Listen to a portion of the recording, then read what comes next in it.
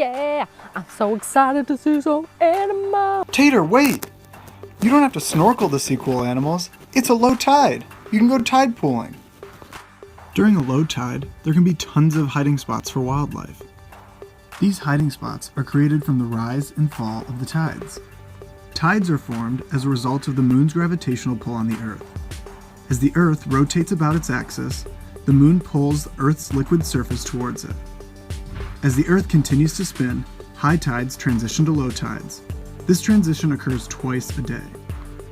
When high tides move to low tides, they leave behind small pockets of water that are called tide pools.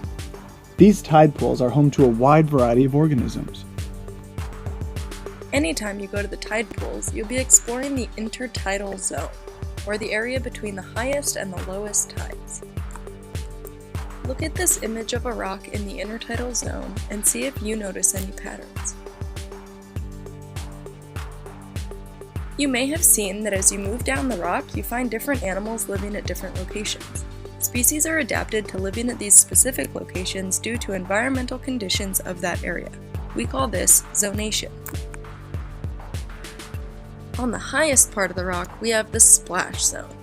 Typically, the splash zone only receives water when it's splashed by breaking waves, hence its name, the splash zone. As you continue scanning down the rock, you see the high tide zone and the mid tide zone, covered in hardy mussels and barnacles. Unlike the splash zone, these zones are submerged with water each time the tide comes up, but are left completely exposed when the tide goes out. And as we reach the very bottom, we see bum-ba-da-dum, the low tide zone! Filled with squishy anemones and colorful sea stars, this zone is almost always covered with water, only exposed during the lowest of the low tides. Each tidal zone comes with its own set of challenges, so the creatures who live here must be very adaptable and ready for extreme changes every day. Take these snails and barnacles on this exposed rock, for example. During low tide, they're in a totally dry and vulnerable position, but because of their hard shells, they can actually hide in their safe homes until they're able to be underwater once again. Hey, why do these rocks look squishy? Wait a minute, there's a sea anemone hiding under there. Not only do the rocks help keep it camouflaged from predators, but this also protects the anemones from the beating sun. The sun has the ability to heat up smaller tide pools, so these creatures must be able to withstand that major temperature change. Ow, hot to the touch.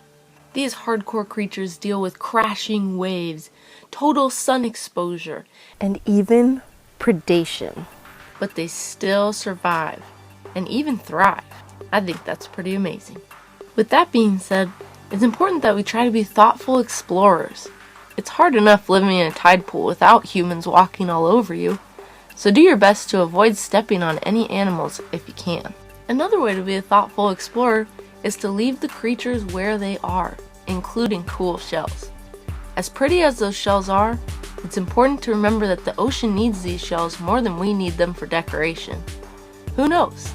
Maybe a hermit crab is looking for that exact size shell. Speaking of hermit crabs, maybe we could talk to one.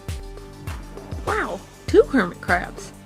How are y'all doing on this low tide hour? Oh, Can't you see it's low tide? We're trying to hide from predators just like you. I'm leaving. oh gosh. Sorry for picking you up. So next time you're on a rocky coastline, wait for that tide to recede and go see what you can find. Teach your friends and family what you learned about these critters and their wildly dynamic ecosystem. Remember to use proper tide pool etiquette and tag See Me Science with any neat tide pool discoveries.